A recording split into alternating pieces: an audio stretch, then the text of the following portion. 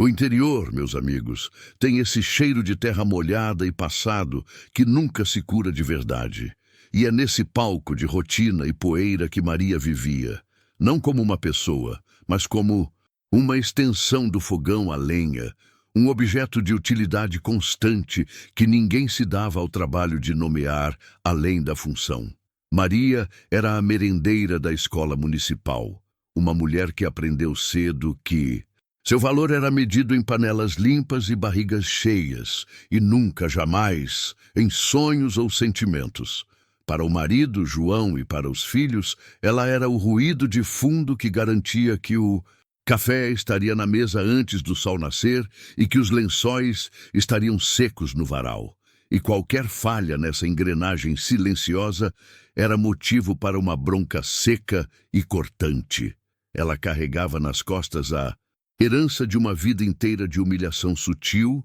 aquela que não deixa marca roxa, mas que vai corroendo a alma dia após dia. E o pior é que Maria havia internalizado a mensagem da família. Ela não valia mais do que o arroz e o feijão que preparava com perfeição. Em casa, bastava que ela tentasse expressar uma opinião sobre a conta de luz ou a saúde de um neto, para que a conversa cessasse abruptamente, ou que João soltasse uma risadinha baixa, daquelas que dizem sem palavras que ela não tinha cacife intelectual nem moral para participar da vida real. Essa invisibilidade tinha se tornado um manto pesado, e Maria andava curvada não só pelo peso das panelas industriais, mas pela pressão de existir em um mundo que teima em te ignorar. Ela guardava sua dignidade em detalhes pequenos. O cuidado com que separava o cheiro verde, a perfeição da textura do bolo de fubá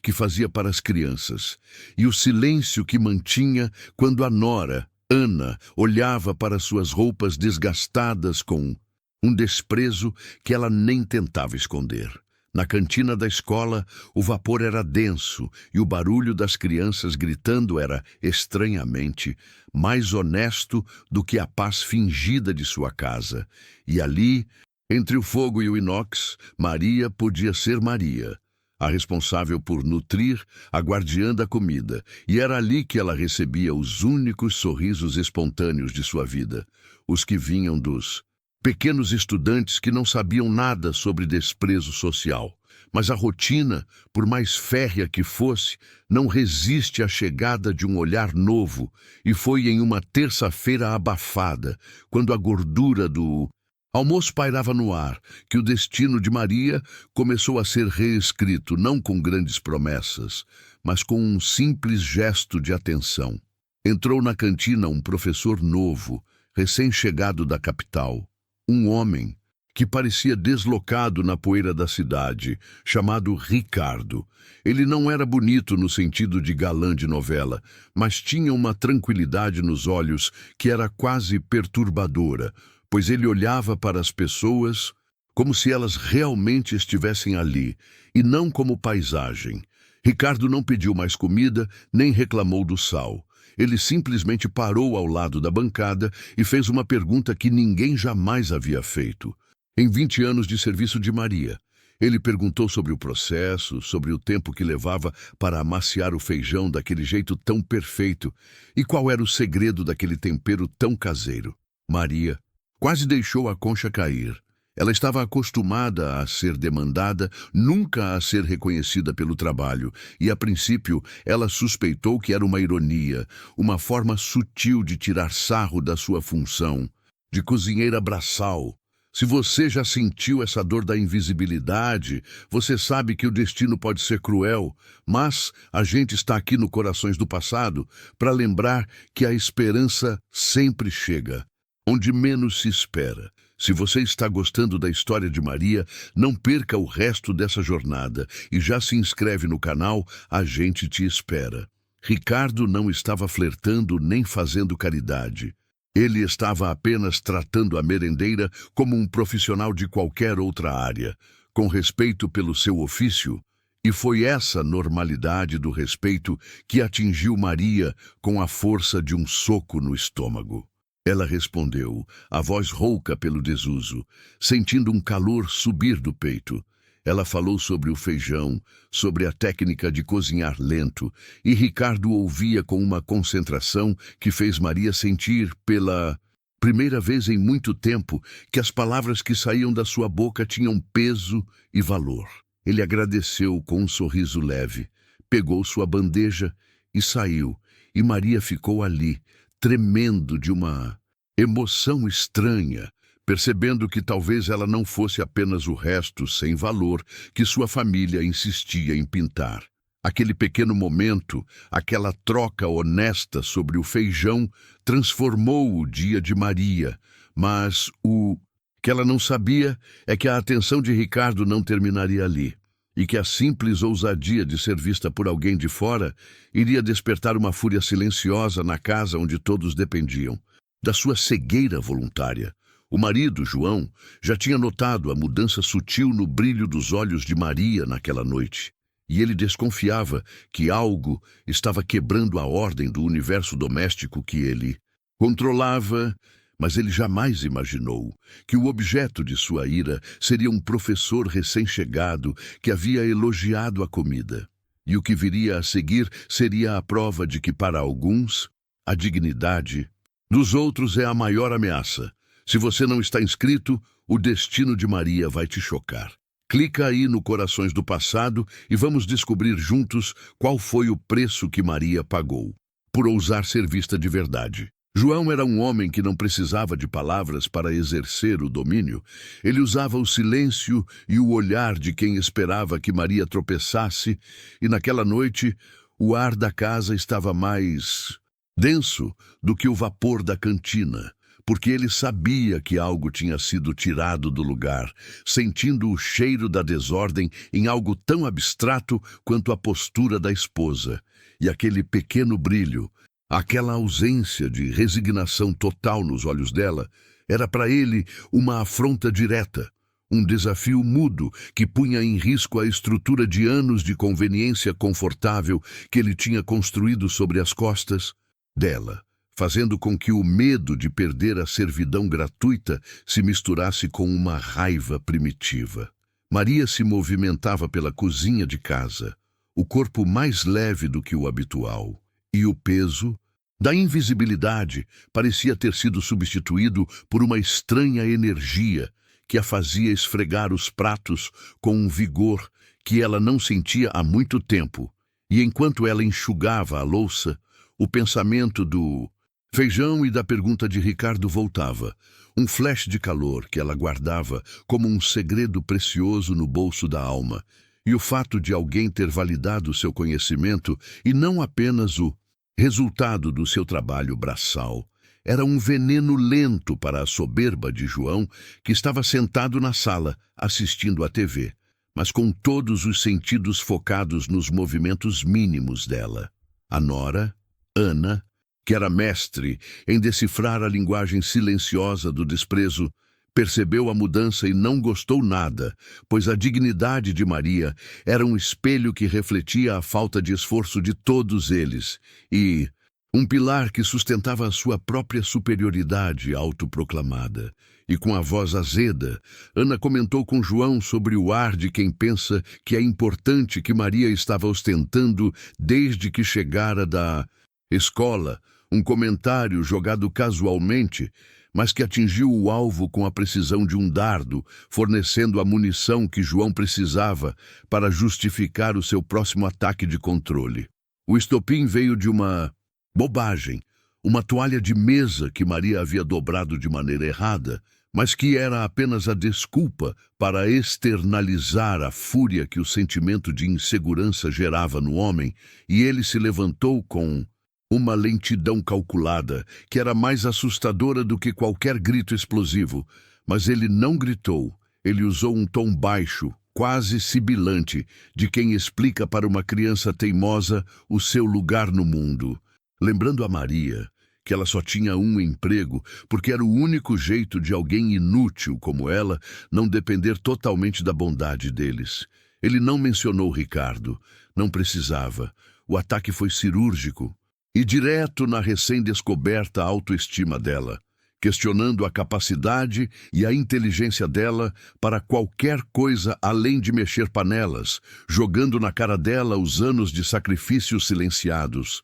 transformando o seu trabalho em algo menor, que não merecia nem a atenção de um elogio. E Maria sentiu o sangue gelar, a voz de João ecoando os próprios medos dela, aqueles sussurros que ela passara a vida inteira tentando ignorar. E ali estava ele, validando a sua crença de que ela era, de fato, um estorvo necessário. Mas dessa vez, a resposta de Maria não foi o assentimento automático, não foi o encolher dos ombros que ele esperava. Ela apenas o encarou por um segundo a mais do que o permitido, e aquele olhar, que para ele era apenas teimosia, era na verdade o primeiro vislumbre de uma dignidade que estava lutando para sobreviver, e ela não disse uma palavra, mas a quietude era um desafio, e o silêncio, para João, era o barulho mais insuportável de todos, pois significava que ele não havia conseguido apagar completamente aquele brilho fugaz que o professor tinha plantado. A noite terminou em um frio glacial, Maria dormindo virada para a parede, o corpo tenso, sentindo o peso da humilhação, mas também a estranha satisfação de ter guardado o seu segredo do feijão intocado, a sensação de que algo só seu existia fora do alcance daquela casa sufocante, e ela sabia que a partir daquele momento a vigilância seria dobrada e que qualquer passo que ela desse seria interpretado como uma traição. Mas o medo não era mais paralisante. Ele era apenas um custo operacional para a possibilidade de ser vista. Na manhã seguinte, ela se arrumou com um cuidado minucioso, vestindo-te o uniforme branco amarrotado, e pela primeira vez não era apenas para ir trabalhar, era para voltar ao único lugar onde ela havia sido tratada como gente, onde o vapor do arroz significava expertise, e não apenas obrigação. E essa nova motivação era perigosa, pois criava uma expectativa dentro de um coração que havia aprendido a viver apenas de ausências. A cantina parecia diferente, e o cheiro do café parecia mais forte, e enquanto Maria preparava o almoço, ela se pegou olhando para a porta mais vezes do que o necessário, esperando, no fundo do peito, a chegada do professor Ricardo, não para conversas longas, mas para aquele pequeno aceno de reconhecimento, o bálsamo sutil que contradizia as palavras cruéis de João e de toda a família. Aquele homem tinha vindo de fora e em um minuto tinha desfeito o trabalho de anos de desprezo familiar, mostrando a Maria que o problema não era ela, mas a lente distorcida de quem só sabia sugar. E essa revelação era um poder que ela nem sabia como manejar, mas que estava ali, firme, plantada no coração. É nessas reviravoltas que a vida se mostra, e se você está sentindo essa emoção, não esquece de apertar o botão de inscrição no Corações do Passado, porque o que vem agora é a prova de que o destino não descansa e adora pregar peças. O dia passou arrastado, e o alvoroço do recreio terminou sem que Ricardo aparecesse para o almoço, e Maria sentiu uma pontada de decepção, mas também um alívio sutil, porque talvez fosse melhor assim, manter a memória do respeito intacta, sem arriscar uma nova humilhação, sem dar mais munição para o fogo de João, e ela estava prestes a fechar a cantina,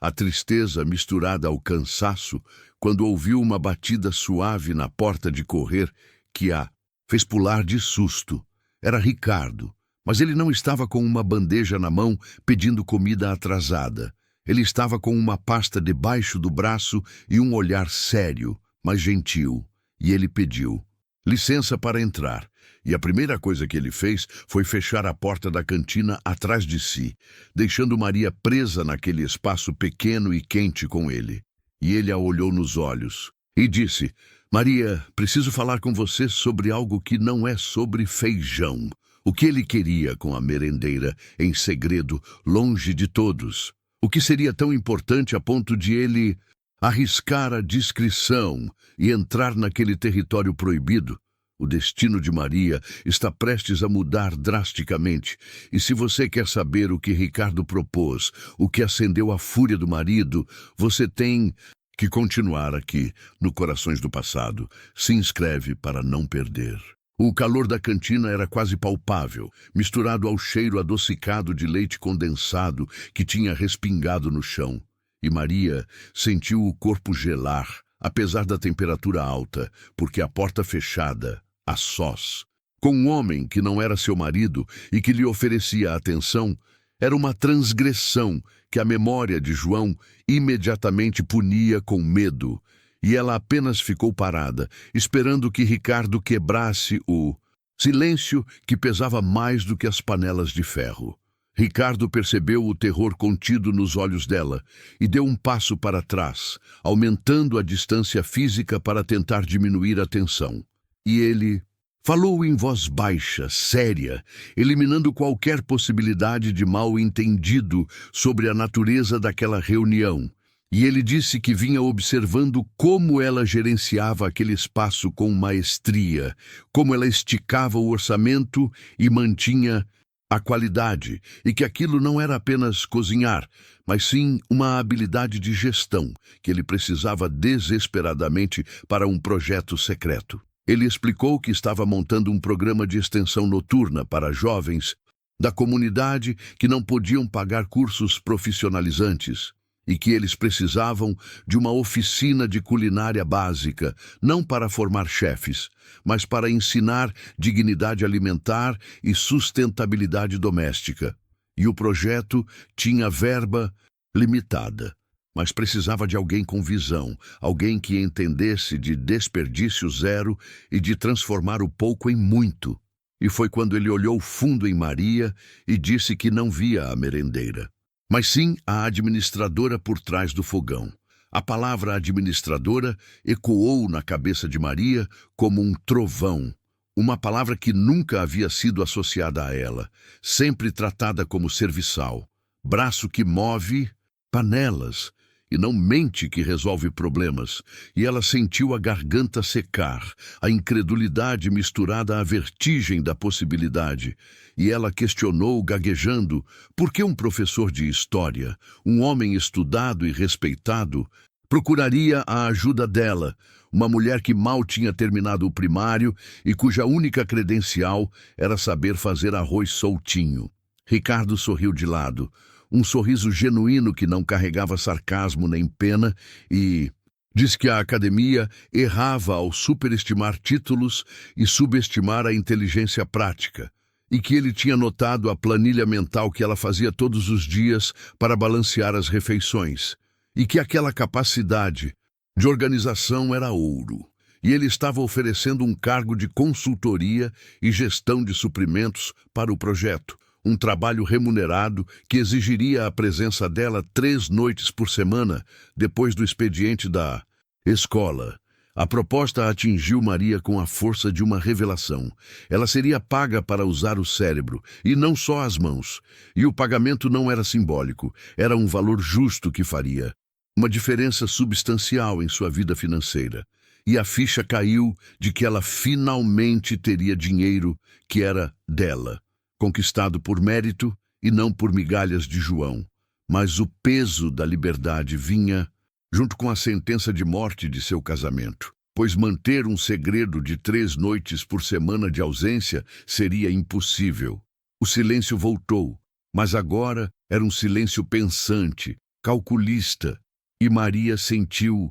a velha Maria, a mulher humilhada e passiva, sendo forçada a lutar contra essa nova Maria, a mulher respeitada e com valor de mercado, e ela sabia que a escolha era simples: continuar sendo a sombra que João queria ou arriscar o inferno para ter um pedacinho de céu. E foi o pensamento do desprezo cotidiano que a empurrou, o lembrete de que ela já vivia no inferno, só que um inferno silencioso e sem remuneração. Ela começou a fazer as perguntas que a administradora fazia. horários exatos, quem mais participaria da equipe quando o pagamento seria efetuado, demonstrando uma competência que surpreendeu até o próprio Ricardo, que viu o medo dar lugar à efervescência de uma mente ávida por desafio. E ele respondeu a tudo com detalhes, e disse que a prioridade total era a discrição, porque ele não queria que o projeto sofresse interferência política ou ciúmes. Ricardo tirou a pasta debaixo do braço, e ela não continha papéis burocráticos sem graça, mas sim o projeto detalhado, a lista de tarefas, a projeção de custos. E ele entregou a Maria, o peso daquele calhamaço de papel sendo o peso físico de uma nova vida. E ele exigiu que ela lesse com calma em casa, mas que de maneira nenhuma, em hipótese alguma, permitisse que João visse aquilo. Maria pegou a pasta, as mãos tremendo levemente, e era a primeira vez em anos que ela recebia um presente que não era um utensílio de limpeza ou uma bronca. E aquele arquivo era a chave para a dignidade, mas também a bomba relógio mais perigosa que ela já havia segurado. E ela olhou para Ricardo, um pacto silencioso de cumplicidade sendo firmado naquele olhar de respeito mútuo, um pacto que só o destino poderia julgar. Se você está sentindo a adrenalina dessa escolha, se o coração da Maria está batendo no seu peito agora, não se esqueça de mostrar o seu apoio a essa história se inscrevendo no Corações do Passado, porque o que vem a seguir é a parte mais perigosa de toda a libertação, a logística do segredo em uma casa onde as paredes tinham ouvidos. Ricardo se despediu com um aceno breve e saiu pela porta dos fundos, deixando Maria sozinha na cantina, o coração martelando, e ela abraçou a pasta, sentindo o papel áspero contra o uniforme suado, e a felicidade era avassaladora. Mas o pânico veio em seguida. Onde ela esconderia aquele volume de documentos em uma casa onde João revistava até a gaveta de meias, em busca de algo para criticar, onde o olhar dele era uma lupa de fiscalização constante. A única chance era esconder o projeto da vida dela debaixo do nariz do marido. E Maria sabia que a casa seria revirada. Ela vai conseguir guardar o segredo? Onde ela vai esconder o passaporte para a liberdade? O que acontecerá quando João notar a ausência noturna e desconfiar que o feijão de Maria estava de novo cheio de segredos? Não saía daqui. Maria teve que abraçar o peso da pasta contra o corpo como se fosse um filho roubado enquanto caminhava para casa. E o cheiro de papel novo, misturado com o aroma de carne de panela, que ainda pairava em seu uniforme, era a fragrância proibida da liberdade, e a cada passo apressado ela sentia a tensão crescer, sabendo que entrar na casa de João com qualquer volume extra era o mesmo que entrar no ninho de um predador, carregando um tesouro roubado, e a mente dela trabalhava em velocidade máxima, preparando uma justificativa superficial para qualquer questionamento sobre o que poderia ser aquele embrulho, algo que ele desdenharia de imediato. O alívio só veio quando ela conseguiu entrar pela porta de serviço, encontrando a sala e a cozinha vazias, o que significava que João ainda estava na varanda, ou talvez na oficina, e Maria correu para o quarto, o corpo suado, tremendo de ansiedade, e precisava de um esconderijo imediato para a pasta, antes que ele notasse que ela havia demorado 10 minutos a mais do que o normal no trajeto da escola, e a casa que era seu lar há décadas se transformou, de repente, no cenário de um roubo de alto risco. A casa era uma prisão bem arrumada, e João era o carcereiro que tinha olhos em cada canto e sabia contar as migalhas no pote de farinha, e não podia ser na cozinha, porque ele era neurótico com a ordem dos temperos, e não podia ser na gaveta de roupas íntimas, pois ele as revistava em busca de buracos nos tecidos para usá-los como munição para críticas, e a única chance era um lugar que ele considerasse tão inútil e feminino que seu olhar de fiscalização passaria reto. Maria parou na lavanderia, olhando para o velho armário de roupas de cama, um móvel de madeira escura que acumulava teias de aranha e lixo sentimental. E ali estava a única zona neutra da casa, o lugar onde a utilidade prática morria e onde as coisas de mulher sem valor eram armazenadas para não atrapalhar o fluxo da vida masculina da casa. No fundo desse armário, entre toalhas de rosto que ela nunca usava e lençóis antigos que serviam apenas para cobrir móveis empoeirados, havia uma caixa de papelão que guardava as poucas recordações da mãe, coisas que João nunca tocaria porque eram sentimentais e, portanto, economicamente inúteis. E foi ali, debaixo de um terço de lã e um lenço de noiva amarelado, que Maria escondeu a pasta de Ricardo, um santuário de esperança disfarçado de lixo nostálgico. E o simples ato de fechar a porta do armário foi como trancar o cofre da sua nova vida. Com o projeto da dignidade escondido, Maria precisava construir o alicerce da mentira que sustentaria sua ausência 3 noites por semana. E a desculpa precisava ser crível, constante e, crucialmente, não poderia despertar a inveja ou o interesse de João. E ela sabia que ele jamais acreditaria que ela tinha algo de valor ou que alguém a procuraria por competência. Ela bolou o plano perfeito. A escola precisava de ajuda extra com a organização do arquivo morto e a faxina pesada das despensas. Um trabalho humilde, feito fora do horário e, claro, sem pagamento, mas que a diretora insistia que fosse feito por uma funcionária de confiança, e esse fardo extra encaixava perfeitamente na narrativa que João tinha sobre ela, burra o suficiente para trabalhar de graça e leal o suficiente para ser explorada. Se você está tenso com a complexidade desse plano e sentindo o medo de Maria nesse momento, mostre que você valoriza essa história de superação e se inscreva no Corações do Passado, porque esse é o tipo de detalhe que só quem nos acompanha consegue desvendar. Naquela noite durante o jantar, o momento de maior vulnerabilidade, Maria serviu o arroz e o feijão, e o coração estava na garganta, mas ela se forçou a falar casualmente, soltando a bomba da ausência como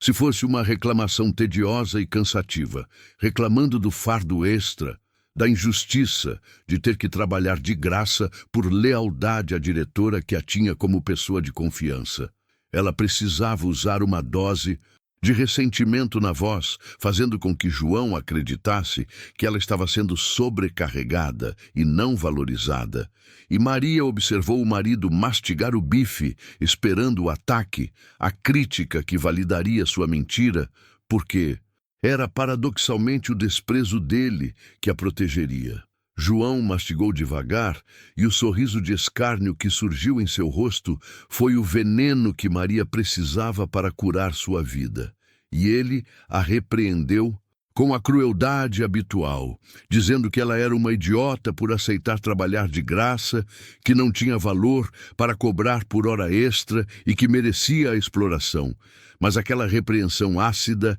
era a confirmação de que o plano estava funcionando. O desinteresse dele pela sua rotina cansativa e desvalorizada era a sua proteção. Maria aceitou a bronca em silêncio, fingindo a submissão de sempre, mas por dentro, ela já estava contando as horas para o primeiro dia de trabalho noturno, o medo de ser descoberta lutando contra a euforia do dinheiro honesto que ela finalmente ganharia. Mas o perigo real era que João, na sua desconfiança crônica, resolvesse justamente naquela semana fazer uma limpeza profunda na lavanderia, ou que o desprezo dele fosse substituído por um ciúme inesperado e ele ligasse para a escola para confirmar o fardo da esposa. E a corda da mentira de Maria estava esticada ao máximo, pronta para arrebentar. O primeiro dia da vida dupla de Maria foi forjado na ansiedade e no cheiro de desinfetante velho. E sair de casa à noite, sob a justificativa de ser explorada, era, ironicamente, o ato mais libertador que ela havia cometido em anos, pois o peso da mentira era quase leve, perto do peso da opressão que ela deixava para trás na sala de jantar fria, onde João assistia à televisão com a segurança de um parasita. O caminho até a escola, que antes parecia apenas mais um trecho da sua rotina tediosa, agora era uma fuga, e o ar da noite na pequena cidade do interior parecia mais fresco, não porque a temperatura havia baixado, mas porque pela primeira vez em muito tempo, Maria não estava sob a vigilância constante dos olhos frios do marido. Chegando à escola, ela fez questão de passar os primeiros 30 minutos criando a farsa perfeita para consumo visual, caso alguém inesperado aparecesse, e Maria arrastou alguns arquivos velhos para a recepção, fez barulho com baldes de água na despensa e limpou metodicamente uma prateleira vazia, garantindo que o suor que viria mais tarde parecesse fruto de um esforço físico exaustivo e sem valor, e essa necessidade de camuflar a inteligência com esforço braçal era o resumo brutal de como o mundo e João a enxergavam. A verdadeira zona franca de Maria era a pequena sala da diretora Dona Célia, que estava fora da cidade, e ali, sobre a mesa, de madeira lustrosa, que nunca era usada para nada além de papéis oficiais, Maria montou sua estação de trabalho, puxando a caixa de papelão do armário da lavanderia, que estava recheada com a dignidade de Ricardo, e o simples ato de desdobrar as plantas e diagramas ali, longe da poeira da merenda, era como respirar em uma altitude que ela nunca pensou ser capaz de alcançar. O trabalho era meticuloso e exigia uma concentração laser, pois não se tratava apenas de digitar, mas de entender a estrutura dos documentos, de organizar a informação de maneira lógica. E Maria sentou-se diante de um computador que parecia um templo de modernidade e começou a decifrar a caligrafia técnica de Ricardo, sentindo a adrenalina do proibido misturada à satisfação silenciosa de estar fazendo algo que era inegavelmente importante e que exigia a capacidade mental que a família sempre negou que ela possuía. Naquele ambiente silencioso, onde o único som era o clique suave das teclas sob seus dedos rápidos, Maria se transformou. E ela não era mais a Maria apagada e humilhada da cozinha, mas sim uma arquivista, uma secretária, uma peça fundamental de um quebra-cabeça que era maior do que a sua rotina de faxina. E a mente dela, enferrujada pelo desuso e pelo desprezo, começou a girar com uma velocidade surpreendente, absorvendo a nova lógica, sentindo o prazer da competência renascida. A cada linha digitada, a cada dado inserido na planilha, ela sentia que estava costurando um novo tecido para o seu destino, e o cansaço físico do dia de trabalho na cozinha e o peso da mentira de João eram dissipados pela urgência do foco. E ali, naquela sala vazia, Maria descobriu que a liberdade não era a ausência de trabalho, mas a presença de um propósito que era unicamente seu. É nesse ponto da história, quando Maria está construindo o alicerce da sua fuga,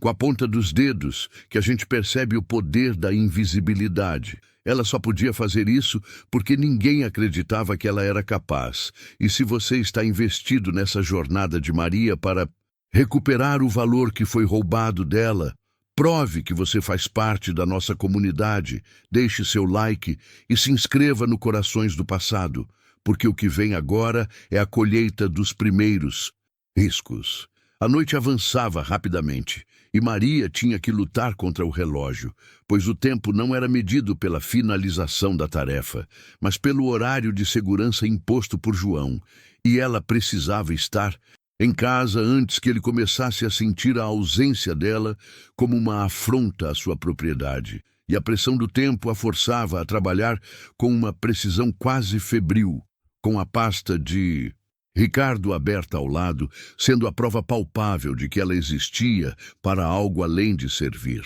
Quando o relógio marcou a hora de partida, Maria teve que fazer a dolorosa transição de volta à sua persona de merendeira explorada, e ela apagou o computador, guardou os arquivos de Ricardo sob a mesa e correu para fazer a parte final da sua imomentação, que era arrastar baldes de água suja, esfregar o chão do corredor e deixar um rastro de esforço físico visível. Ela garantiu que o cansaço estivesse evidente em sua postura, o cabelo meio desgrenhado e a testa levemente suada, pois essa era a prova que João precisava, a certeza de que ela havia se exaurido com um trabalho sem valor, e o esforço mental da digitação era agora compensado pelo esforço físico necessário para vender a mentira. O trajeto de volta para casa, que antes era de euforia, agora era de tensão máxima, pois a volta ao lar era o retorno à cela, e Maria sentiu o corpo protestar pelo excesso de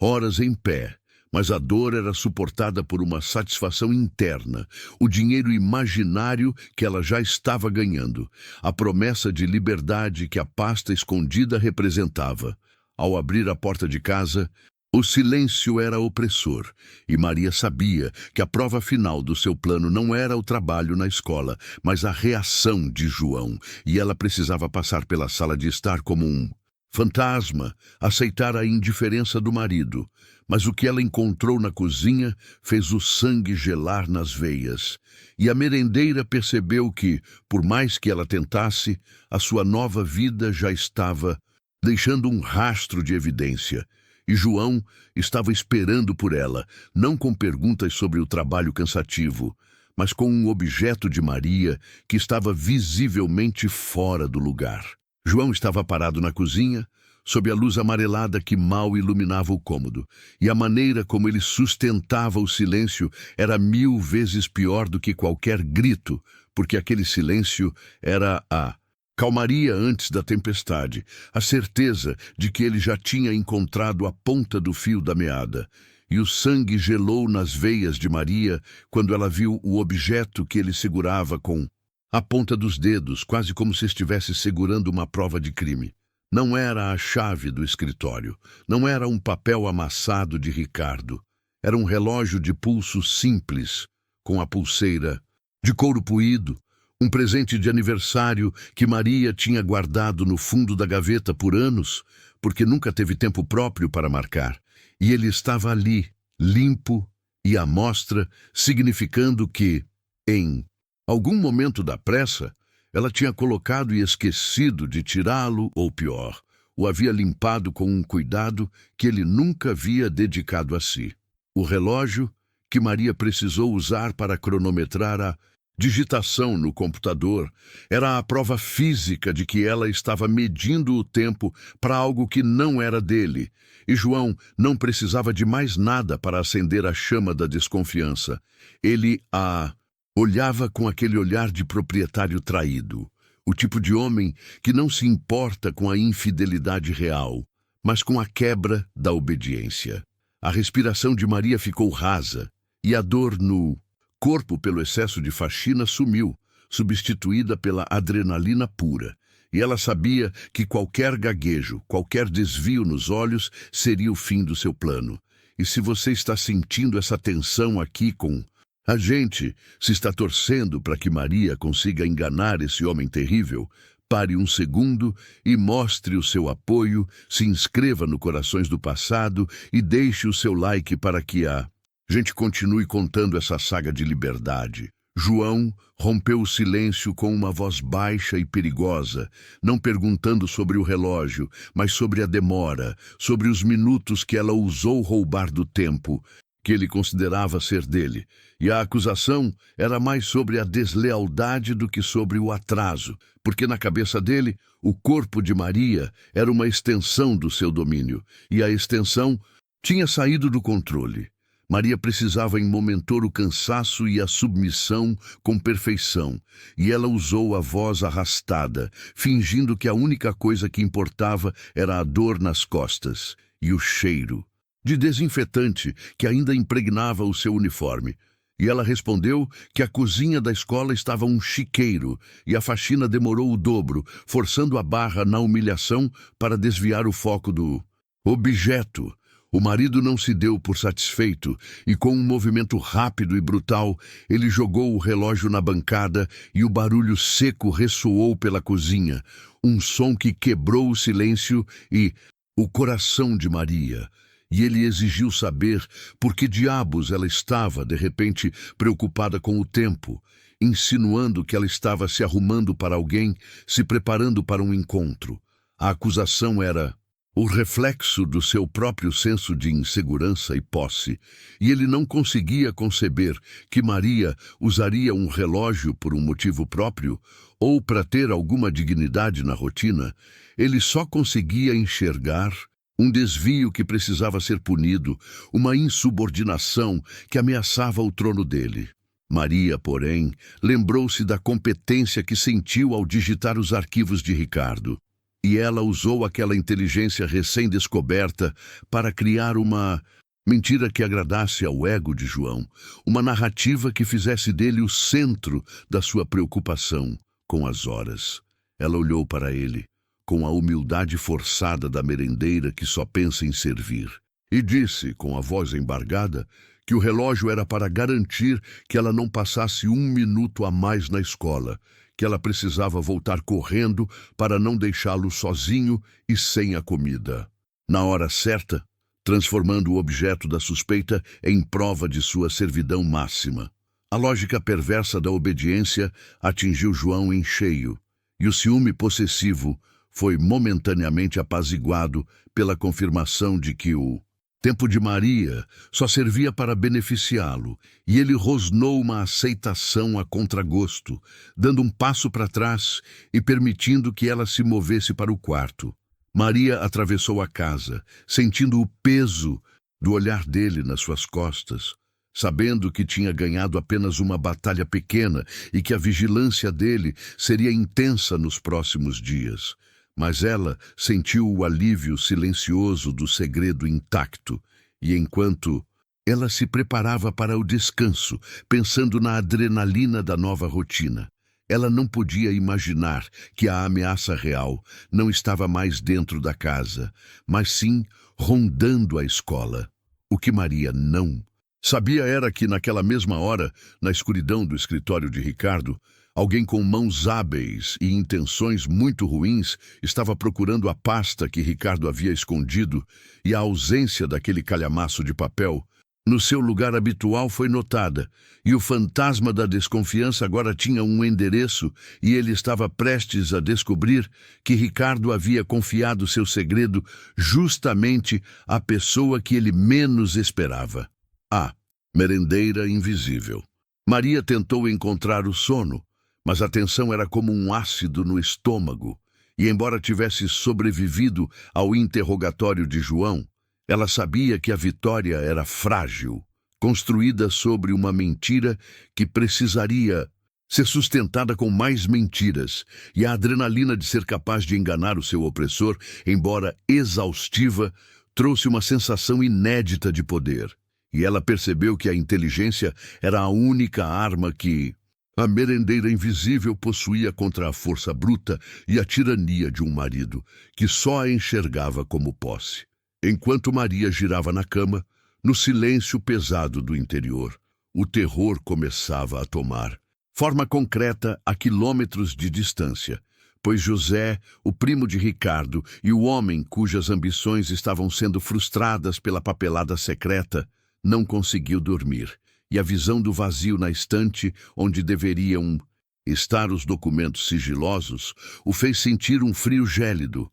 uma raiva que não gritava, mas congelava, porque o sumiço dos arquivos significava que Ricardo havia quebrado as regras do jogo, e pior, havia confiado a alguém. José era um predador meticuloso, e ele não perdeu tempo com histeria, usando as primeiras horas da madrugada para traçar um mapa mental dos acessos de Ricardo, eliminando primeiro os suspeitos óbvios, aqueles executivos que seriam caros demais para subornar ou visíveis demais para se arriscar, e ele precisava de alguém discreto, alguém que se movesse pelas sombras e que Ricardo pudesse pagar com migalhas emocionais ou financeiras. A luz fria do amanhecer revelou a resposta que José tanto temia. A única pessoa com acesso diário e invisibilidade total era a equipe de apoio. E enquanto ele ponderava entre o faxineiro e o motorista, sua mente se fixou na merendeira, aquela mulher que vivia dentro da escola, que entrava e saía do escritório de Ricardo com a bandeja e que, convenientemente, era a única que ninguém se incomodaria em notar. Na cabeça de José, a lógica era cruelmente simples. Se você precisa de um segredo, você não confia em um par, você confia em um subalterno, alguém que você pode esmagar se a situação apertar. E a merendeira, Maria, era o cúmulo da insignificância, o tipo de pessoa que, segundo ele, aceitaria qualquer moeda de troca para realizar um favor que parecesse grande. E se você está sentindo a indignação pela forma como a bondade de Maria está sendo subestimada por gente rica e má, mostre a sua força e se inscreva agora no Corações do Passado. José não precisou de um dia inteiro para confirmar sua tese, e ele acionou um dos seus funcionários de confiança, um homem que parecia inofensivo, para passar a manhã rondando a escola, não procurando por pastas, mas observando o comportamento, buscando por qualquer deslize de dignidade que a merendeira pudesse cometer, qualquer sinal de que ela havia deixado a humildade de lado. Maria chegou à escola sentindo-se estranhamente leve, e ela sabia que o relógio que João tinha jogado na bancada estava ali, no pulso, marcando o tempo que agora era dela, e ela sentiu a confiança que Ricardo havia depositado nela como um peso bom, um incentivo para não falhar. E ela começou a preparar o almoço com um foco renovado, sentindo-se pela primeira vez em anos mais do que a extensão da panela. Ricardo a chamou para o escritório para uma conversa rápida sobre o cardápio, mas o olhar dele era de cumplicidade, e ele estava visivelmente ansioso, checando a porta com frequência, e Maria lhe entregou um pequeno bloco de notas disfarçado de lista de compras. E lá, dentro estava a anotação que ela havia digitado na noite anterior, um resumo dos arquivos que ele havia confiado a ela. E o silêncio compartilhado daquele segredo era um cordão invisível ligando os dois. Foi exatamente naquele momento de troca silenciosa, naquela fração de segundo em que Maria não estava agindo como a merendeira, mas como a parceira de inteligência, que o observador de José notou o desvio, e ele não precisou de fotos ou áudios, apenas daquela tensão sutil no ar, daquele alinhamento de olhos que não se encaixava na relação patrão-empregada, e o relatório enviado a José foi curto e devastador. A merendeira não está agindo com submissão, ela está agindo com conhecimento, ela parece fazer parte do plano, e a partir daquele instante, José percebeu que o problema não era mais a papelada sumida ou a traição de Ricardo, mas sim a pessoa que Ricardo havia escolhido para confiar. E ele sabia que para derrubar Ricardo, ele precisava desmantelar a base de apoio, e a merendeira era o alvo mais fraco. E ele sorriu, um sorriso frio e calculista, sabendo que ele tinha um trunfo que Ricardo não tinha. José sabia tudo sobre a vida de Maria, sobre a invisibilidade dela no interior, sobre o marido brutal, sobre a família que a ignorava. E ele percebeu que ele não precisava ameaçar a vida dela, mas sim a única coisa que a mantinha presa àquela rotina de miséria, o seu casamento e a sua reputação. E o pavor aumentou. Com uma precisão cirúrgica, José descobriu quem era o marido de Maria, e ele sabia exatamente onde moravam e qual era a rotina de João. E ele se preparou para aplicar o golpe final, não procurando mais os documentos na escola, mas indo direto ao ponto mais vulnerável. E o que Maria não podia imaginar é que a traição contra o marido, que ela havia fingido para se salvar, estava prestes a se tornar o instrumento da sua ruína. José agora Sabia que para vencer o jogo de Ricardo, ele precisava expor a merendeira ao seu marido violento. O que você acha que ele fará com a informação sobre o relógio e a cumplicidade entre Maria e Ricardo? José não era um homem de meias medidas quando sentia o cheiro da vantagem. E a descoberta sobre a cumplicidade entre Ricardo e a merendeira, essa peça invisível do tabuleiro, tinha se tornado a sua arma mais afiada, e ele não ia usá-la contra Ricardo no escritório, onde as regras eram claras, mas sim contra Maria, em seu território, na escuridão opressora de sua vida doméstica. E ele sabia que o sofrimento dela era a chave para a derrota dele. A lógica de José era simples e perversa. Se ele destruísse a reputação e a estabilidade de Maria em casa, ela teria que se afastar de Ricardo por medo, levando consigo todos os segredos que havia guardado. E a maneira mais rápida de fazer isso era acender a fúria irracional de João, o marido violento que já vivia com ciúmes e suspeitas. Ele não mandou uma carta anônima, nem fez uma denúncia direta, pois isso daria a Ricardo tempo para reagir e desmentir.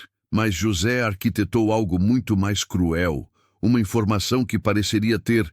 caído do céu, uma prova irrefutável que atingiria João na sua insegurança mais profunda, a suspeita de estar sendo traído por uma mulher que ele mal se dignava a olhar. E se você está sentindo o peso dessa crueldade planejada e se está torcendo para que Maria encontre forças, mostre o seu apoio e se inscreva agora no canal Corações do Passado. Naquele dia, Maria estava quase dançando na cozinha da escola, e o relógio de pulso que Ricardo lhe dera, aquele símbolo sutil de confiança e valor, era a sua âncora, e ela o limpava discretamente com um avental, sentindo que pela primeira vez o tempo que marcava não era apenas o tempo que ela perdia servindo os outros, mas o tempo que ela ganhava se construindo. E Ricardo a observava de longe com uma mistura de gratidão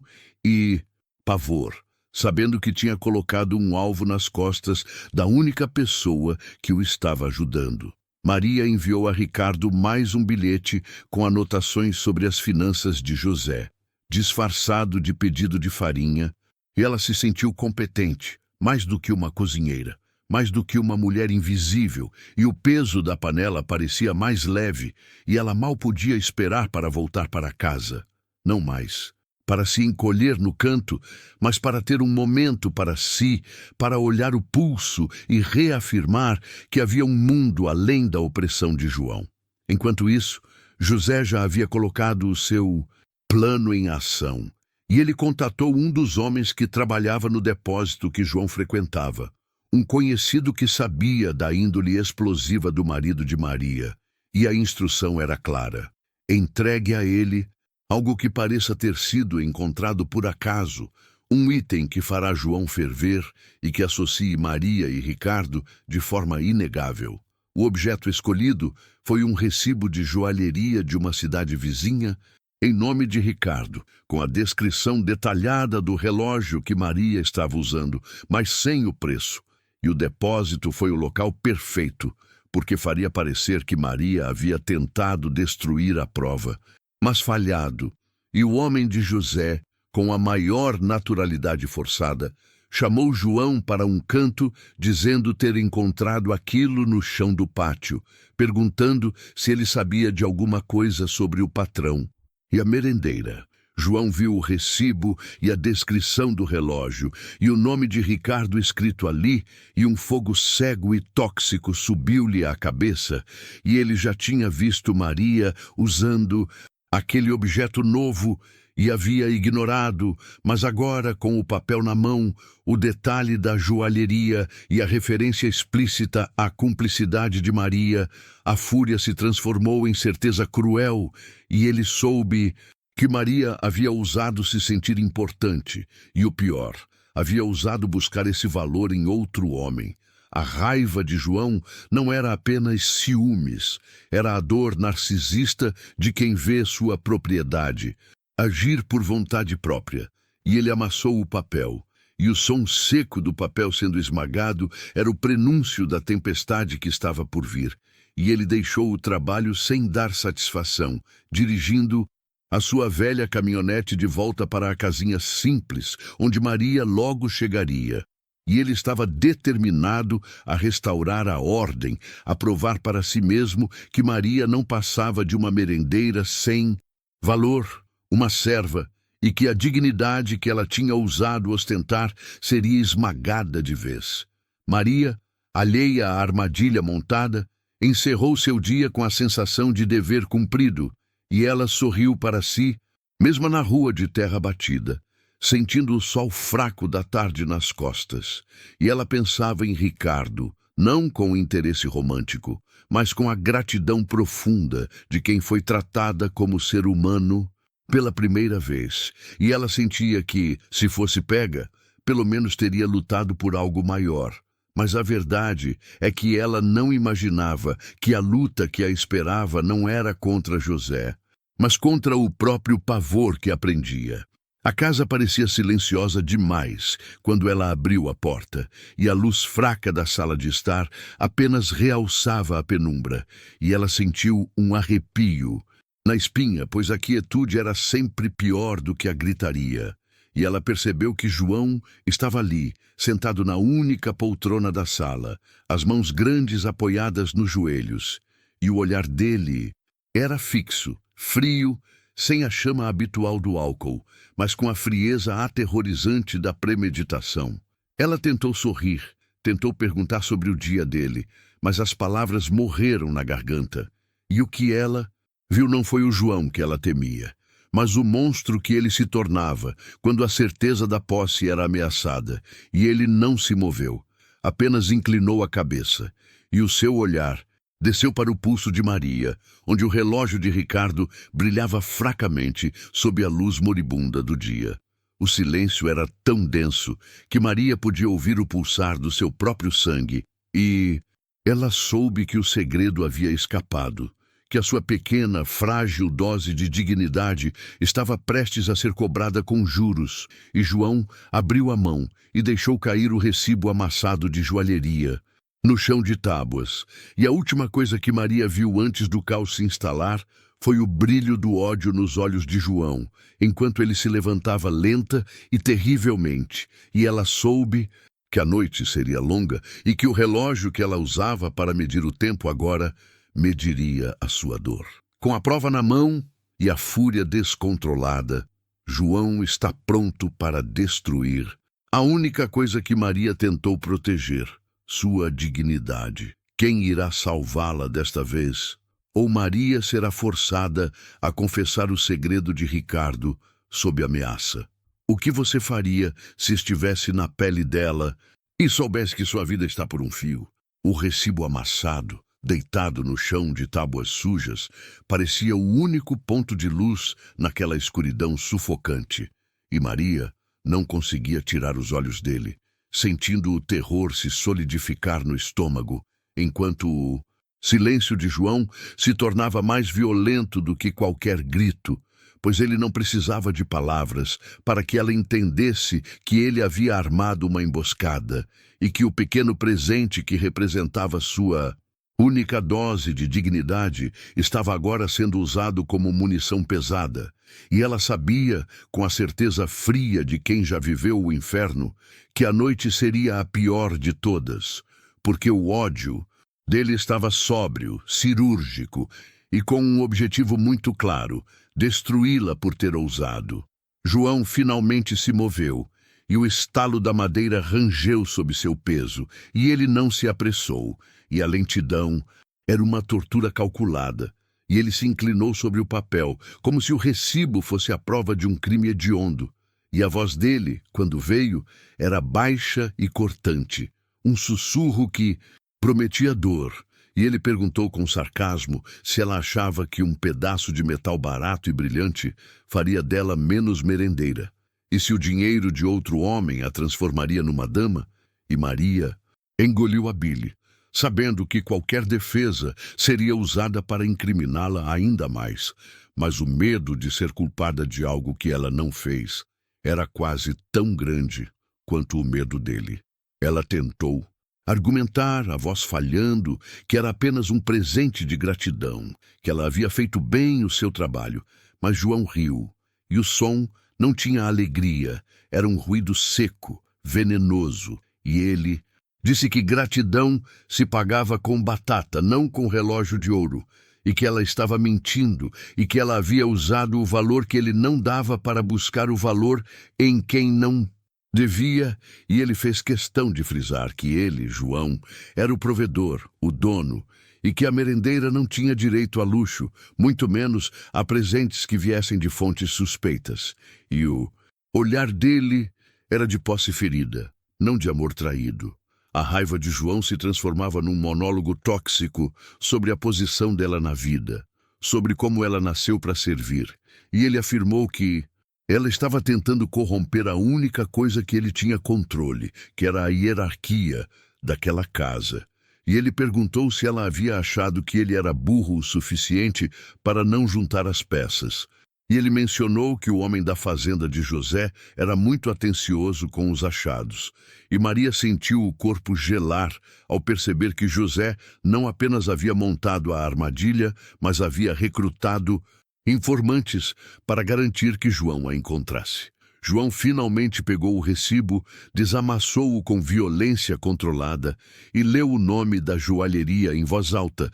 numa cidade vizinha, e então, com os olhos fixos nos dela, ele pronunciou o nome que era o estopim daquela explosão. Ricardo, e o som daquele nome naquela sala apertada, saindo da boca de João, fez Maria estremecer, não apenas pelo perigo, mas pela ameaça que aquele homem representava para a única pessoa que havia estendido a mão para ela. E ela sabia que tinha que proteger Ricardo de ser arrastado para o pântano daquela violência. Maria respirou fundo, tentando manter a calma, e pensou rápido, pois a verdade sobre o relógio ser um pagamento disfarçado pelo sigilo do plano de José não podia ser revelada, já que isso condenaria Ricardo e não a salvaria. E ela manteve o olhar firme, negando qualquer envolvimento que não fosse profissional, mas a descrição do objeto,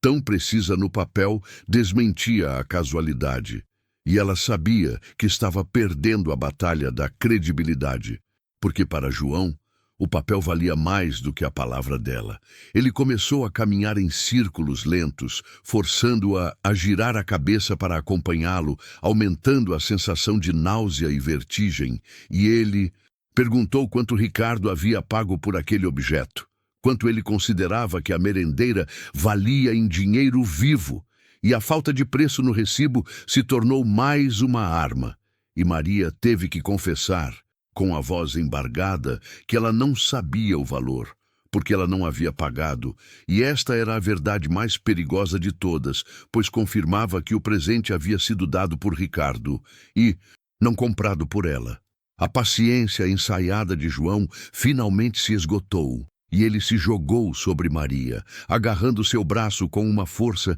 que a fez gemer, e o foco dele era o pulso e o relógio. E ele tentou arrancar o objeto, mas Maria resistiu instintivamente, e não era pelo valor material, era pela representação. Era a única coisa que ela tinha que não havia sido manchada pela humilhação daquela casa. E o seu corpo, cansado e assustado, encontrou uma força que ela não sabia que possuía. O aperto era esmagador, e o metal frio do relógio pressionava o osso do pulso dela. E João sibilou que ele iria garantir que ela nunca mais ousasse aceitar esmola de homem nenhum, e ele ameaçou quebrar o relógio e jogá-lo no lixo, onde ele dizia que Maria e o objeto pertenciam. Mas Maria não chorou, e ela fez algo que surpreendeu João. Ela olhou-o nos olhos, mesmo com a dor rasgando seu braço, e disse que ele não tinha direito de decidir o que ela aceitava ou não, e este pequeno ato de insubordinação acendeu o pavio de vez. João parou de tentar arrancar o objeto e a empurrou para trás, e o rosto dele estava contorcido de um ódio puro e irracional. E ele deu aquele passo para trás, planejando a próxima jogada. E ele gritou que ela era uma vergonha para a família, uma merendeira que vendia favores por migalhas, e que ele garantiria que a escola soubesse quem ela realmente era. E ele usou a ameaça mais cruel: destruir o emprego dela e a reputação de Ricardo publicamente, expondo-a à humilhação total. Maria viu o futuro desabar, a perda do emprego, a destruição da única chance de ter uma vida melhor e pior, a exposição de Ricardo, que havia confiado nela. E ela percebeu que a única maneira de salvar a situação, de desarmar a bomba, era sacrificar uma verdade, confessar algo que satisfizesse a sede de posse de João, algo que o fizesse sentir que recuperou o controle sobre ela e sobre a narrativa. E por um instante, o desespero fez ela considerar contar a verdade sobre José, mas o risco era grande demais. João se aproximou novamente, mas desta vez ele apenas apontou o dedo para o pulso dela e ele exigiu que ela contasse exatamente qual era a dívida que ela tinha com Ricardo. E se a merendeira tinha se deitado com o patrão em troca daquele relógio sem valor, e Maria, vendo a fúria em seus olhos e o recibo em sua mão, soube que a única chance de sobrevivência era oferecer a ele a confissão que ele queria ouvir e que iria destruir a sua reputação para sempre, mas protegeria o segredo de Ricardo. Qual será a mentira devastadora que Maria vai inventar para satisfazer o monstro e salvar Ricardo da fúria de João? E ela será forçada a confessar um adultério que não aconteceu só para sobreviver àquela noite. A gente só consegue te contar isso se você fizer parte do nosso canal e deixar seu like para o Corações do Passado crescer. O que Maria sacrificará em nome da dignidade que ela tentou proteger? O que acontece com um coração quando a única forma de sobreviver é se afogar na própria mentira? Maria sentiu o peso do julgamento dele esmagando o ar ao seu redor. E naquele momento, a dor no pulso se tornou insignificante perto da dor que rasgava seu peito ao ter que decidir qual parte de sua alma ela iria incinerar para satisfazer a fúria e o ego de João. E ela pensou em Ricardo, na gentileza silenciosa que ele nunca exigiu de volta. E ela soube que a única maneira de pagar a bondade dele era aceitar a própria condenação, vestindo a máscara da mulher que seu marido já acreditava que ela era. O desespero deu lugar a uma calma fria, a mesma calma que ela usava para lidar com as panelas ferventes da escola, e ela respirou fundo, puxando o ar pesado do rancor que pairava na sala, e olhou para João não com medo, mas com uma resignação que era, de certa forma, ainda mais assustadora para ele, porque era a prova de que ela estava prestes a confessar algo que a destruiria, mas que lhe daria o poder de volta. Ela começou a falar devagar, a voz grave e baixa, como se estivesse narrando a morte de alguém distante, e disse que sim, havia um débito, mas não era sobre favores ou sobre a noite. Era sobre dinheiro vivo, e ela explicou que houve uma emergência terrível na casa, meses atrás, algo que ela não podia contar a ninguém porque envolvia uma vergonha muito grande, e ela precisava de uma quantia alta, um valor que esmagaria a renda de uma merendeira em 10 anos. João franziu a testa, o instinto de predador farejando a fraqueza, e ele a interrompeu, exigindo o valor exato, querendo saborear a grandeza da dívida que ele usava como prova, de que ela era incapaz de gerir a própria vida. E ele perguntou se o dinheiro havia sido para ajudar a família dele, mas Maria negou, usando a mentira mais inteligente e dolorosa de todas. A dívida era dela, apenas dela, uma má decisão pessoal que a obrigou a rastejar até o patrão. Ela jogou o número no ar como uma granada, 10.000 reais, uma fortuna inalcançável no interior, uma montanha de notas que só poderia ser paga com servidão. E ela disse que Ricardo havia emprestado sim, mas que o preço não eram favores sexuais, e sim uma taxa de juros que ela jamais conseguiria pagar,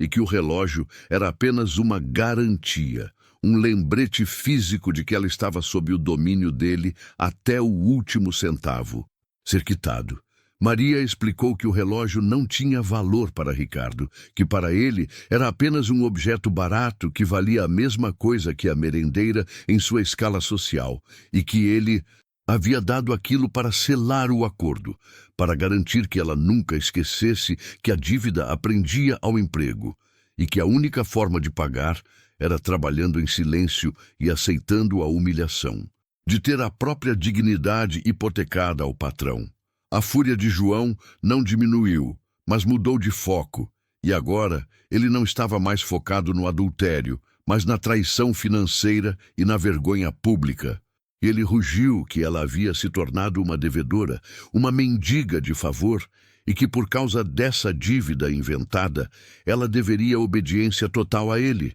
João, o marido que agora precisaria arcar com a vergonha moral dela na sociedade. Ele sacudiu o recibo na frente dela novamente, os olhos fixos na data e na descrição do relógio. E ele questionou por quê, se era uma dívida séria. Não. Havia um contrato assinado, ou um papel que comprovasse o empréstimo de R$ 10.000, e a falta de provas escritas se tornou para João a prova irrefutável de que ela estava mentindo sobre a dívida e que o pagamento só poderia ter sido com o corpo, forçando Maria a se desesperar por uma resposta imediata. Maria, encurralada pela lógica do monstro, teve que apelar para a emoção e disse que era claro que não havia papel, porque Ricardo jamais colocaria no papel que estava emprestando dinheiro para uma merendeira desesperada e que ele havia dito que o acordo era de boca,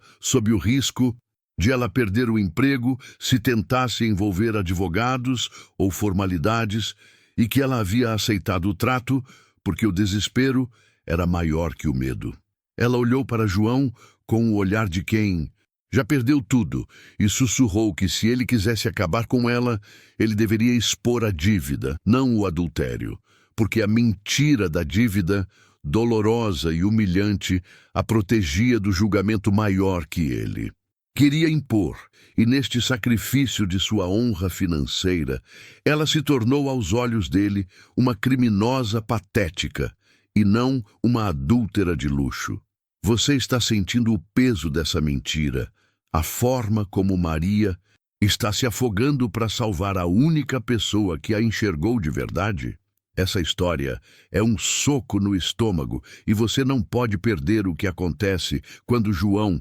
acreditando na dívida, decide usar essa informação para dominar Maria de uma vez por todas. Então clica no botão de inscrição agora, deixa seu like para fortalecer o Corações do Passado e garantir que a gente consiga te contar o final dessa tragédia. João, absorvendo a mentira da dívida, mas ainda faminto por controle, deu seu último passo para trás, e um sorriso de escárnio lento e frio apareceu em seu rosto. E ele disse que se ela era uma devedora, e se ela estava sob o domínio de Ricardo, então ele garantiria que ela não tivesse mais contato com o patrão e a punição seria rápida e pública. Ele iria ligar para a diretora da escola no dia seguinte, mas ele não contaria sobre a dívida. Ele contaria algo muito, muito pior. Maria acordou naquela manhã sem a necessidade de olhar para o calendário para saber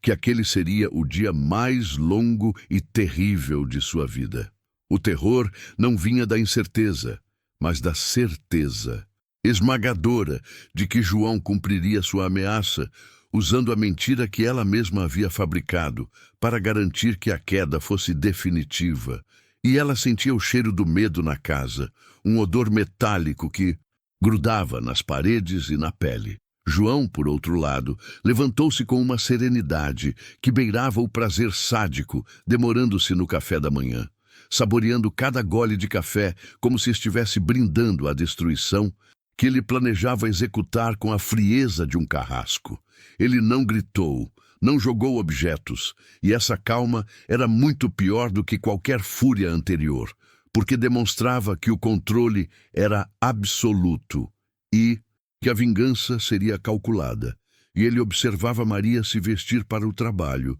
sabendo que ela estava colocando o uniforme que logo seria tirado dela, e cada movimento dela era monitorado. Cada piscada dos seus olhos carregados de insônia era registrada por ele, que esperava apenas o momento certo para apertar o gatilho da bomba que acabaria com a dignidade dela. Maria tentou se apegar à rotina, a única âncora que a mantinha sã, e saiu de casa com o corpo pesado, sabendo que estava caminhando para a guilhotina na frente da escola, aquele lugar que havia sido seu refúgio por tanto tempo, e que agora se tornava o palco da sua ruína. E ela sentia os olhares de todos antes mesmo de eles a enxergarem, porque o peso da acusação já pairava sobre ela como uma nuvem escura. Se você sente a dor dessa mulher, se você consegue imaginar o que é caminhar para o seu próprio fim por causa de uma mentira forçada, mostre seu apoio. Inscreva-se no Corações do Passado e vamos juntos desvendar como Maria vai reagir a este golpe. Enquanto Maria tentava se concentrar na organização dos ingredientes na cozinha, ouvindo o burburinho matinal das crianças chegando, João estava em casa, no telefone da sala, discando o número da diretora Dona Ana, e a voz dele era grave e cuidadosamente ensaiada, cheia de falsa tristeza e preocupação. A voz de um marido traído que estava tomando uma decisão dolorosa pelo bem da moral da escola e da sua própria família. João não mencionou o relógio, nem a dívida de R$ 10.000 diretamente. Ele usou a dívida como o motivo, mas não como a ação. E ele explicou a Dona Ana que Maria estava tão desesperada para saldar o débito secreto com Ricardo,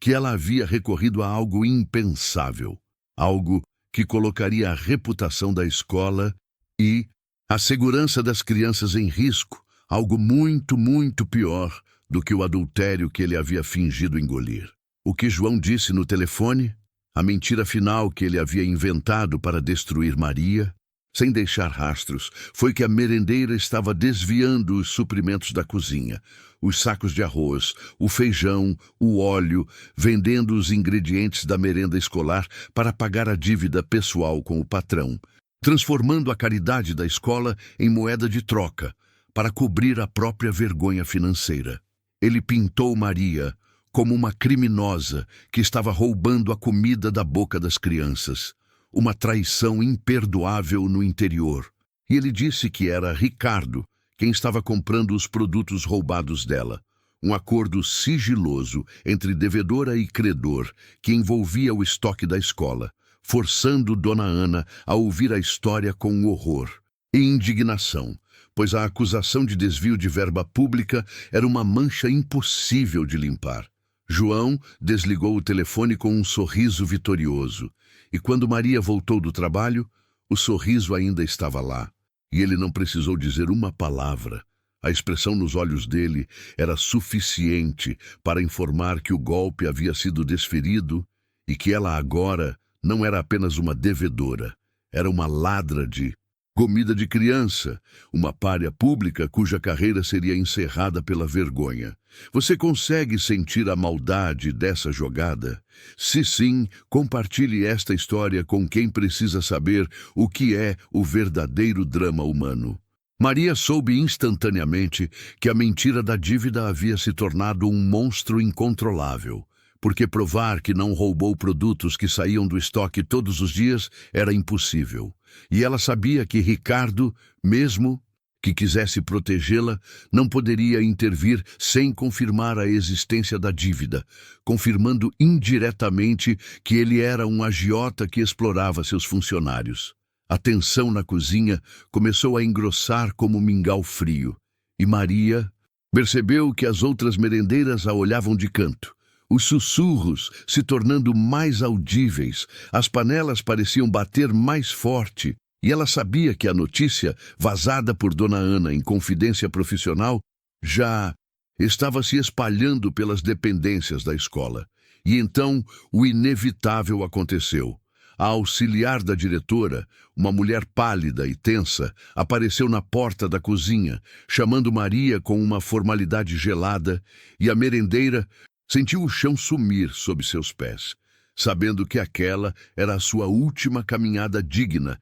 dentro do seu local de trabalho. A sala da diretora estava fria, as cortinas fechadas, e Dona Ana sequer convidou Maria a sentar, e a diretora olhou para ela com uma dor que não era de empatia, mas de decepção moral, e disse que as acusações eram graves demais para serem ignoradas e que a escola não poderia arcar com a possibilidade de um escândalo de roubo de merenda. O veredito veio rápido, cortante e sem apelação. Maria estava suspensa de suas funções imediatamente, aguardando uma investigação administrativa formal que já tinha um culpado definido. E ela foi instruída a entregar o uniforme, pegar seus pertences e não retornar à escola até ser chamada, o que significava que ela estava demitida e arruinada. Mas o verdadeiro terror, o que estava para acontecer, não era a perda do emprego, e sim o que João faria agora que a tinha completamente em suas mãos. Você acha que Maria vai conseguir se livrar de João ou ela está destinada a viver na miséria e na chantagem? Não saia daqui, porque o próximo passo de João é chocante. A caminhada de volta para casa não foi feita com os pés, mas com o peso da vergonha pública que parecia se materializar no asfalto quente daquela cidade pequena, e Maria sentia o olhar imaginário de cada vizinho e conhecido se cravando nas suas costas, pois sabia que a fofoca, a versão de que ela era uma ladra de arroz e feijão, já corria mais rápido do que a própria bicicleta que ela havia deixado na garagem da escola. Ela não estava apenas desempregada, ela estava marcada como a mulher que roubou a comida das crianças pobres, e no interior, essa condenação moral era muito pior do que qualquer sentença judicial. A chave que rodou na fechadura da porta da frente parecia o estalo de um gatilho, e quando Maria entrou na sala de estar, a primeira coisa que viu foi o vulto de João sentado na poltrona velha, não lendo ou vendo televisão, mas apenas esperando, com aquela satisfação serena e doentia de quem havia jogado o dominó perfeito e agora aguardava o adversário cair, e o silêncio que preencheu a casa não era de paz, era o vácuo que antecedia a explosão. Ele não perguntou o que havia acontecido, porque ele já sabia, e apenas fez um gesto, com a mão chamando-a para a beira do sofá, com a condescendência de um dono que convida o cachorro a se aproximar. E Maria sabia que se ela ousasse mostrar qualquer resistência física,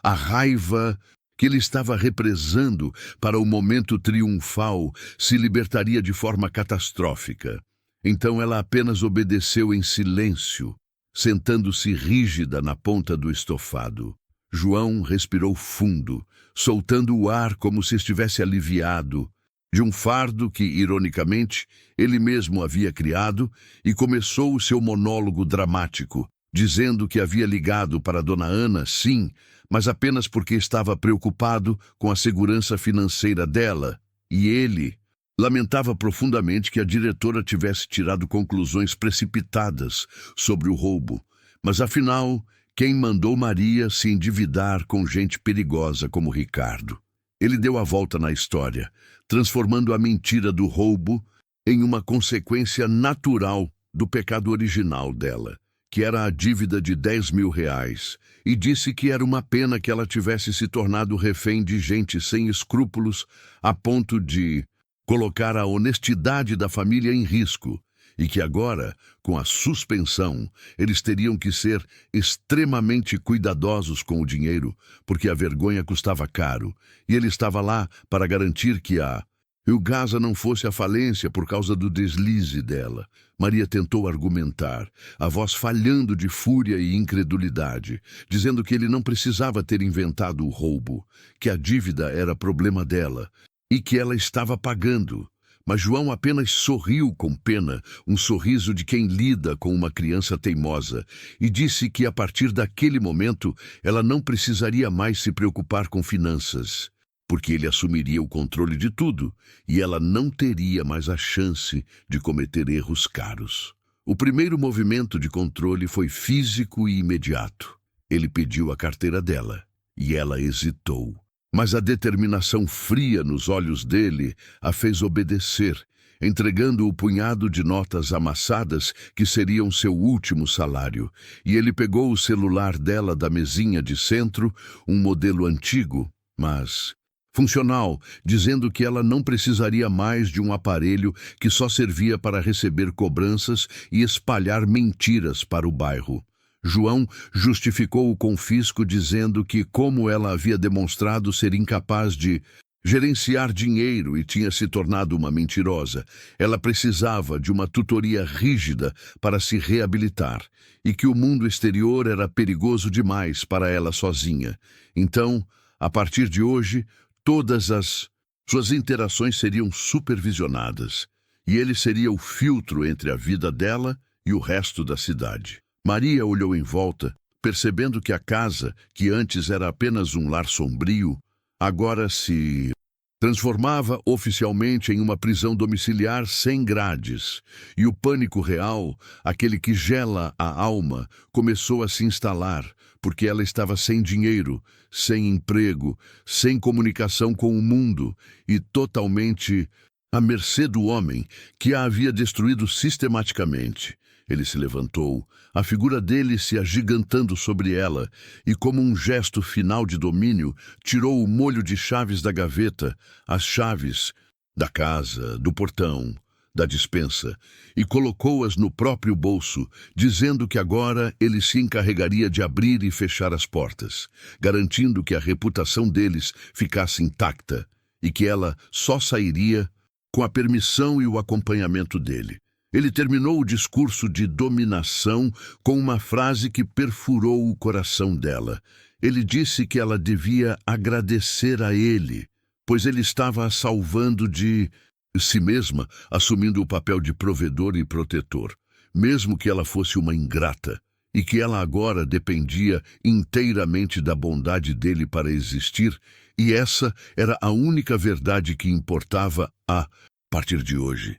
Mas a jogada final de João, a que fez o sangue de Maria gelar e perceber que ele estava planejando a aniquilação total dela, veio logo em seguida, quando ele se inclinou e sussurrou com a boca perto do ouvido dela. Ele disse que a casa onde estavam, a única coisa que Maria tinha herdado da mãe, seria vendida, pois ele precisava de liquidez para cobrir a vergonha dela e que em breve eles se mudariam para um lugar onde ninguém a conhecesse, um lugar que ele já havia escolhido e que ela não teria como fugir, um lugar que era ainda mais isolado. Você consegue imaginar o terror de ser vendida junto com a própria casa? Não perca um segundo do que está por vir, porque a última parte desta história vai te mostrar o que é o verdadeiro fundo do poço e como o destino pode ser cruel. Se você está sentindo a dor de Maria, se inscreva no Corações do Passado para garantir que você veja o desfecho dessa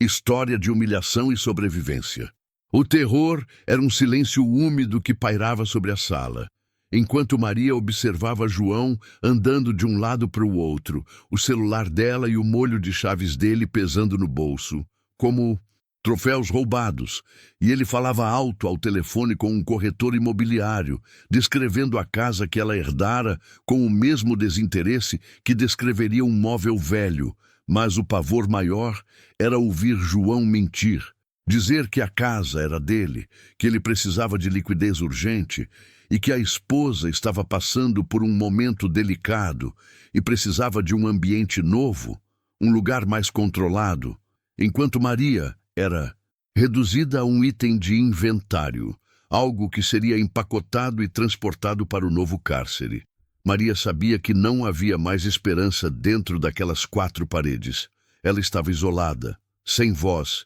e a venda da casa era o ponto final que aniquilaria qualquer vestígio de independência que ela poderia ter tido. e ela sentia a humilhação borbulhando, mas não conseguia gritar, porque a ameaça de isolamento total pesava mais do que a raiva, e tudo que restava era a memória fugaz da bondade de José, aquele homem que tinha visto a merendeira com respeito, um vislumbre de humanidade que ela guardava como um tesouro. Desesperado, enquanto João terminava a ligação, fixando a visita do corretor para a manhã seguinte, ele se virou para Maria com um ar de superioridade, dizendo que ela deveria começar a empacotar suas poucas coisas e que ele faria a triagem para garantir que ela não levasse nada comprometedor para a nova vida. E o cinismo na voz dele era tão palpável que Maria sentiu o estômago revirar, percebendo que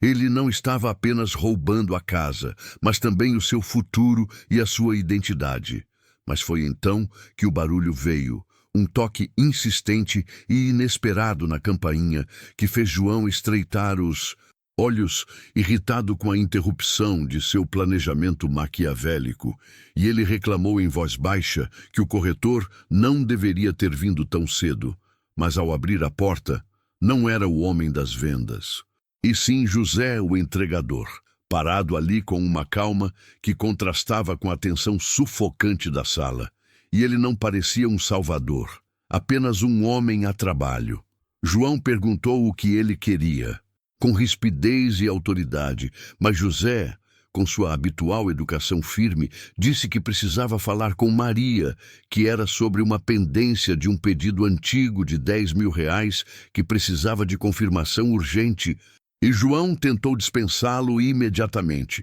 dizendo que Maria estava indisposta e que ele poderia resolver qualquer assunto financeiro. Mas José manteve o olhar fixo, dizendo que era um assunto pessoal de negócios com a merendeira, Maria, e que apenas ela poderia atestar a situação. O uso do título Merendeira Maria fez algo vibrar na alma dela. Era um reconhecimento público de seu ofício, de sua competência, algo que João sempre tratou como vergonha, e contra a vontade, João se viu obrigado a chamar Maria para a porta, não por respeito a ela, mas para não dar a José a chance de espalhar a fofoca de que a esposa estava reclusa por causa de roubo. Maria se arrastou até a porta, o coração batendo descompassadamente, e José a olhou, não com pena, mas com a atenção profissional que ele sempre dedicou a ela, e ele ignorou completamente João, dirigindo-se apenas a ela, e disse que tinha vindo buscar a confirmação de que ela estava pronta para aquele novo contrato de fornecimento de quentinhas que eles haviam negociado antes, aquele que exigia grande seriedade e profissionalismo. E essa foi a jogada de mestre que destroçou o castelo de cartas de João. José anunciou em alto e bom som, na frente do marido, predador, que ele não só havia conseguido o contrato, mas que Maria tinha se tornado a fornecedora oficial. E ele acrescentou com uma voz clara e sem emoção que, a propósito, ele tinha verificado os últimos pagamentos e que a dívida anterior dela, aquela de R$ 10.000, estava completamente quitada há 2 semanas. O rosto de João ficou branco, o sorriso presunçoso evaporando em descrença, porque a quitação da dívida significava que toda a sua narrativa sobre o roubo e a vergonha da família desmoronava na frente de uma testemunha externa e honesta, e ele tentou intervir, gritando que José estava mentindo e que Maria era uma criminosa. Mas José apenas balançou a cabeça, dizendo que ele só lidava com fatos e que, pelo que ele sabia, Maria era uma das pessoas mais dignas e trabalhadoras que ele já havia conhecido. Naquele instante, Maria se viu através dos olhos de José, não uma esposa mentirosa e endividada, mas uma profissional valiosa e honesta, e a dignidade roubada retornou com uma fúria fria, e ela olhou para João, que estava agora patético, lutando para manter o controle, e disse com uma calma surpreendente que o casamento havia terminado e que ela estava aceitando o novo trabalho de José. Maria percebeu o significado do título da história naquele segundo.